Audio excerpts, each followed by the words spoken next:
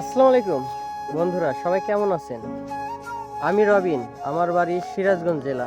তো আপনাদের মাঝে আমার জীবনের একটা অংশ আমি তুলে ধরলাম। কাজের সূত্রে থাকি আমি টাঙ্গাইল জেলাতে। উপজেলার নামটা হয়তো নাই বলি, কারণ বললেও অনেকেই দেখতে পারে বা চিনতে পারে।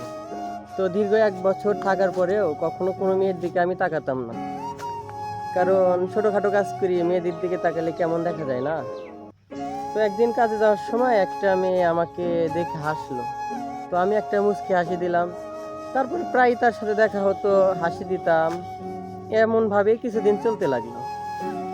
তো একদিন সে আমাকে বলল, কি সমস্যা, আপনি হাসেন কেন?" তখন আমি বললাম, "আপনি আমাকে দেখে হাসছেন তাই আমিও হাসি।" ও বলল, "হ্যাঁ।" তখন আমি বললাম, "আপনার বাবা কি করে?" সে বলল, "আমার বাবা বিদেশ থাকে।" তো বললাম, "ভালো।" তখন আমি তাকে জিজ্ঞেস করলাম, "আপনি কোন ক্লাসে পড়েন?" সে উত্তর দিল, "আমি ক্লাস 8-এ পড়ি।" তো তারপরে আমি তাকে জিজ্ঞেস করলাম যে, "আপনি কি রিলেশন করেন?" সে বলল, "না, আমি রিলেশন করি না।" বেশ ভালো। আমিও পরে তাকে বললাম, "রিলেশন করবেন?" সে তখন আমাকে বলে, "কার সাথে?" তখন আমি একটা মিষ্টি হাসি দিয়ে বললাম, "আমার সাথে করবেন।" তখন বলল, "আচ্ছা ঠিক আছে, নাম্বারটা দেন।" তো আমি তাকে নাম্বারটা দিলাম। বেশ কিছুদিন তার সাথে কথাও বললাম। দীর্ঘ 1 মাস মনে হয় তার সাথে কথা বলেছি। তো এভাবে কথা বলার পরে ওর ফ্যামিলির সবাই জানতো। এই ইভেন্ট আমার ফ্যামিলিকেও আমি সবকিছু জানাইতাম। তো এভাবে চলার পর একদিন সে বলতেছে, "আচ্ছা আপনি কি আমাকে সত্যি ভালোবাসেন?" তো বললাম, "হ্যাঁ, আমি তোমাকে সত্যি ভালোবাসি। তোমাকে সত্যি না ভালোবাসলে আমি আমার ফ্যামিলির সাথে তোমাকে কেন পরিচয় করে দেব?" ইভেন্ট আমি এর ভিতরে আমার ফ্রেন্ড সার্কেল বা আমার ছোট ভাইদের সবাইকেই বলতাম যে আমি এই মেয়েটাকে ভালোবাসি, এটা তাদের ভাবি হয়। তো তারাও বেশ ভালোই পছন্দ করতো বা বলতো, "না, ভালো হইছে, রিলেশন করতেছো, অন্তত বিয়েটা করলে ভালোই হবে, তোর সাথে ভালো মানাবে।" তো এভাবে চলতে চলতে একদিন সে আমাকে বলতেছে, "আমার মা আপনাকে একটা কথা বলবে।" তো বললাম, "বেশ ভালো কথা, বলতেই পারে, তার মেয়ের সাথে রিলেশন করি, সে ভালো মন্দ জানতেই পারে।" তো জানলো তে তাদের আমাকে বলতেছে, "আচ্ছা তুমি যাকে ভালোবাসো, তা আমরা তো আমার মেয়েকে দূরে বিয়ে দেব না।" আমি বললাম, "আমাদের বাড়ি তো তেমন দূরে না, এখান থেকে যাইতে অন্তত 1.5 থেকে 2 ঘন্টা সময় লাগবে। আর আপনাদের ইভেন্ট এখান দিয়ে বাস চলে কম, তো আর বাস তো ওখানে কিছু রাস্তা আছে, বাস পাওয়া যায় না।"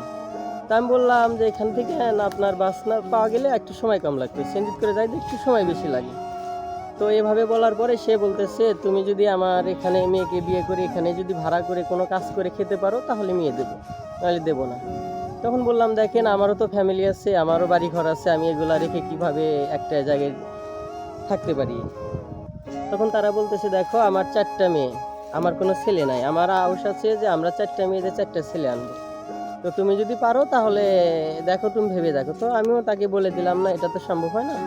তো তার সাথে কথা বলতে আমি তাকে ফোন দিলাম, "আচ্ছা তুমি আমাকে সত্যি ভালোবাসো? যদি সত্যি ভালোবেসে থাকো তাহলে চলো আমরা দুজন পালাবো।" তো ওই বলল কি, "না, আমার পক্ষে পালানো সম্ভব না, আমি ফ্যামিলির মান সম্মান নষ্ট করতে পারবো না।" বেশ ভালো, তার ডিসিশনটাও খারাপ না, কারণ আমি 1 মাসের একটা রিলেশনের জন্য তার পরিবার এত বছর তাকে ছোট থেকে লালন পালন করে বড় করলো, তাদের ছেড়ে যাওয়া কেমন দেখা যায় না? কথাটাও ভালো লেগেছে। তো সেও বলতেছে, "তুমি যদি আমাকে সত্যি ভালোবেসে থাকো তাহলে আমার মায়ের কথা মেনে নাও, আমাকে বিয়ে করে তুমি এখানে ঘর ভাড়া থাকো।" তো এটা কি থাকা সম্ভব ভাই? তারপরে কি, সে চলে যাওয়ার পরে আমি নিজেকে কেমন যেন একটা পরিবর্তন করতে লাগলাম। আগের মতো খাই খাই না, রাত্রে ঘুমাই না, ইভেন নেশার ভিতরে চলে যেতেছিলাম, মানে পা বাড়িয়েও ছিলাম। তো সেই সময় এর একটা কথা আমি মিস করে ফেলেছি। আমার ভাবি বলতো, "আচ্ছা তুই যে সারাদিন ওর সাথে কথা বলিস, তুই তো ধীরে ধীরে পাগল হয়ে যাবি।"